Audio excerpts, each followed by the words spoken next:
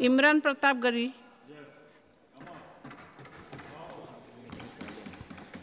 Ma'am, मैं प्रधानमंत्री जी की। इमरान जी, you have 5 minutes. Ma'am 10 minute. You have 5 minutes.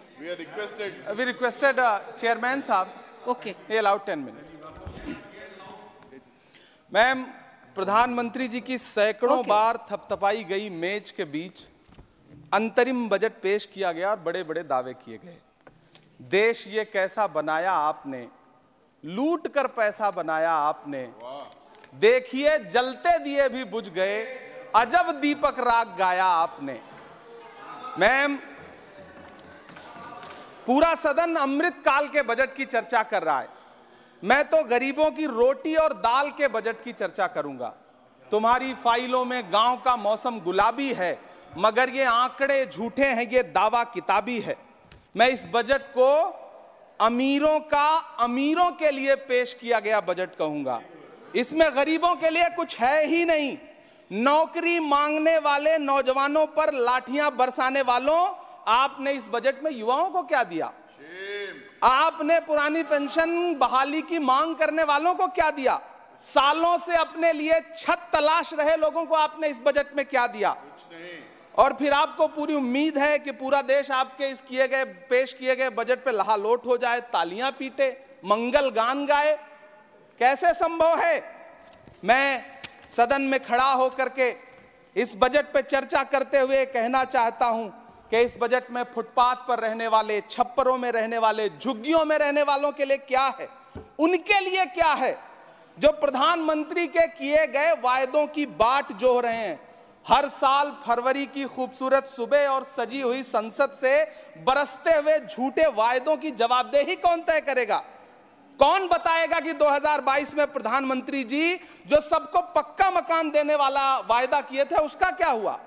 लोगों के सरों पर छत देने वाले प्रधानमंत्री जी के जुमलों से अलग उन्हें यह क्यों नहीं दिखता कि राज्यों में बैठे हुए उनके नुमाइंदे लोगों के सरों की छतें उजाड़ रहे हैं?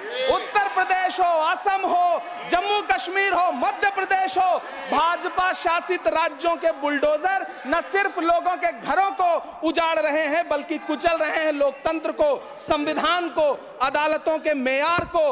मैम, मैं आंकड़ों की बाजीगरी से अलग हट करके इस बजट पर एक बात कहना चाहता हूं।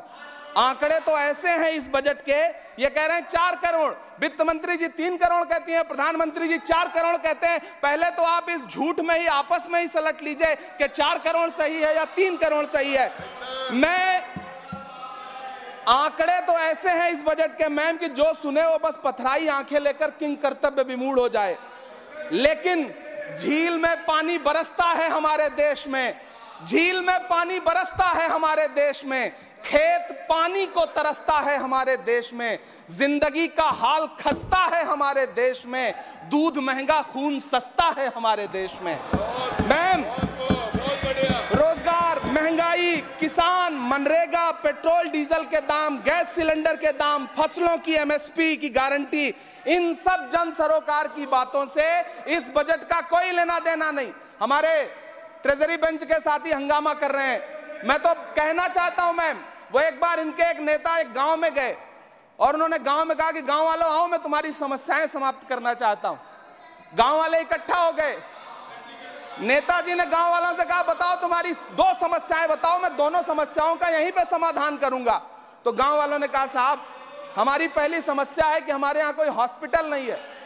तो नेताजी ने मोबाइल निकाला, कहीं फोन मिलाया और मिला के फोन पे पता नहीं क्या कुछ कहा कि यहाँ गांव में हॉस्पिटल नहीं है, हॉस्पिटल तुरंत, यहाँ हॉस्पिटल चाहिए। गांव वाले खुश हो गए कि 1 मिनट में यहाँ हॉस्पिटल आ रहा है। अगली समस्या के बारे में उन्होंने, नेताजी ने गांव वालों से कहा कि मैंने आपकी पहली समस्या समाप्त कर दी, दूसरी समस्या बताओ। तो गांव वालों ने कहा साहब इस गांव में कोई भी मोबाइल का नेटवर्क ही नहीं है। ये है इनके काम करने का तरीका, ये है झूठ बोलने का तरीका। इन्होंने वायदे किए बड़े बड़े, जो 10 साल के इनके वायदे हैं मैं उनके बारे में बात करूंगा। वायदों से ज्यादा इनके नारों पे बात करूंगा। पहला नारा था बहुत हुई महंगाई की मार, अब की बार मोदी सरकार। आइए इस नारे की समीक्षा करते हैं। पेट्रोल, डीजल, गैस, ये तो बड़ी बड़ी बातें हैं। आटा, चावल, दूध, दही, पनीर, छाछ, सब चीज पे जीएसटी। अरे ये फिल्में टैक्स फ्री करने वाले लोग कफन तक पर जीएसटी लगा रहे हैं और ये गरीबों की बात करते हैं। मैम ये सरकार झूठ की सरकार है। ये सरकार के जितने दावे हैं सब खोखले हैं। आज प्रधानमंत्री जी कह रहे थे सबका साथ सबका विकास। ये कैसा सबका साथ सबका विकास है कि मौलाना आजाद नेशनल फेलोशिप आपने बंद कर दी, आपने माइनॉरिटी डिपार्टमेंट का बजट घटा दिया। आप कह रहे हैं सबका साथ सबका विकास। आप बात करते हैं बेटी बचाओ बेटी पढ़ाओ।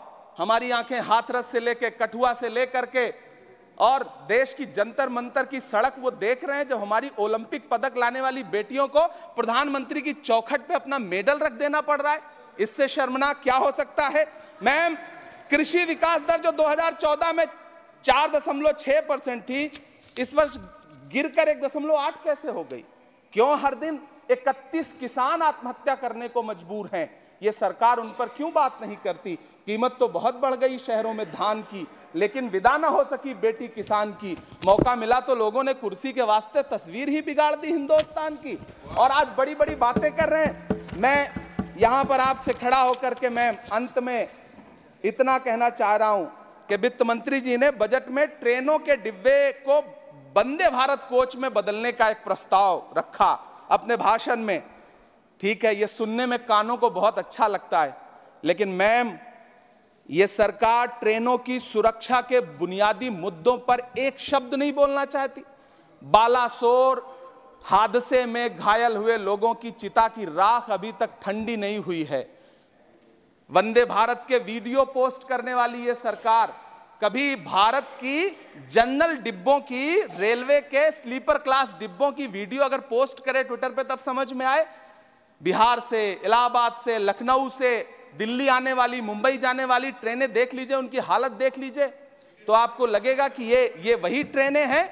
आज स्थिति ये है कि रेलवे स्टेशन तो छोड़िए, रनवे पर खाना खिला रही हैं आपकी प्राइवेट एयरलाइंस। अभी आपने जुर्माना लगाया है, नोटिस दिया है एक एयरलाइंस को। यह स्थिति आपने करके रख दी है ट्रेनों की, एयरलाइंस की। ऐसे में मैम कागजों पर तो आप कितना भी वंदे भारत और बुलेट ट्रेन सर पर दौड़ा लीजिए, लेकिन असल में भारत की ट्रेनों की डिब्बों की सवारियों की हालत देखने लायक है। अगर सरकार खुली आंखों से उसे देखना चाहे तो देखे और उनकी स्थिति सुधारे। आज प्रधानमंत्री जी ने अपने भाषण में यहां खड़े होकर कई बार न्यू मिडिल क्लास की बड़ी चर्चा की, न्यू मिडिल क्लास जनरेट करेंगे। लेकिन मैं तो यहां खड़ा होकर के सरकार से कहना चाहता हूं कि न्यू मिडिल क्लास का जुमला अपने पास रखिए। यह बताइए कि जो पुराना मिडिल क्लास है उसके साथ आप कैसा व्यवहार कर रहे हैं। आज उसकी स्थिति क्या है? आप अमीरों के कर्जे माफ कर रहे हैं, उद्योगपतियों के कर्जे माफ कर रहे हैं, और यहां स्थिति यह हो गई है कि जो मिडिल क्लास, उसकी जो रोजमर्रा की जरूरत की चीजें हैं उस तक पर आपने जीएसटी लगा रखी है। आप फिल्में टैक्स फ्री करते हैं, लेकिन स्टूडेंट्स के प्रतियोगी परीक्षाओं के फॉर्म की फीस नहीं माफ कर सकते। आपको बाकी जगहों पर टैक्स लेना है, हर जगह टैक्स लेना है।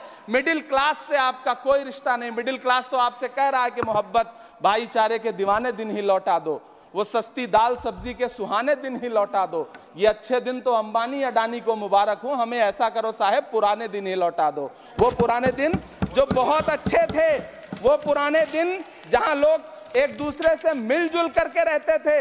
मैम इलाहाबाद, दिल्ली, कोटा जैसे शहरों में छोटे छोटे कमरों में अभावों के साथ पढ़ाई कर रहे युवा किताबों के साथ गल चुके हैं। उनके हिस्से अधेड़ अवस्था तो आई है, लेकिन नौकरी और रोजगार नहीं आया। हर साल 2 करोड़ नौकरियां देने का दावा करने वाली ये सरकार 10 साल में युवाओं को नौकरियां नहीं दे पा रही है। 20 करोड़ नौकरियों का बोझ है इस सरकार के कंधे पर, और 2024 में देश देखेगा कि उन्हीं 20 करोड़ नौकरियों के बोझ तले दबकर बैठ जाएगी ये सरकार। ये देश देखेगा, क्योंकि जिस ओर जवानी चलती है उस ओर जमाना चलता है। देश का युवा नाराज है, देश का युवा गुस्से में है। ऐसे में उसकी पीड़ा को इस बजट में कहीं भी आवाज देने की कोशिश नहीं की गई। मैं आपके बीच खड़ा हूं, मैं तो वित्त मंत्री जी का भाषण सुन रहा था। यह कहा जा रहा था यह अमृत काल का बजट है, यह अमृत काल का बजट है। यह कौन सा बजट है यह बाद में तय होगा, लेकिन मैं इतना जानता हूं कि ये इस सरकार का अंतिम बजट है, आखिरी बजट है। इसके बाद न्याय का बजट पेश होगा, जिसकी चर्चा राहुल गांधी जी पूरे देश में कर रहे हैं। न्याय का बजट, 5 न्याय महिलाओं के लिए, युवाओं के लिए, सामाजिक न्याय की बात जिसकी चर्चा पूरे देश में जाकर के राहुल गांधी जी कर रहे हैं, वो न्याय का बजट पेश होगा अगली बार। ये इस सरकार का अंतिम बजट है, अंतिम बजट है। अमृतकाल में गरीबों की रोटी और दाल के लिए इस बजट में कोई प्राविधान नहीं है, कोई चर्चा नहीं है। बहुत बहुत धन्यवाद। Thank you.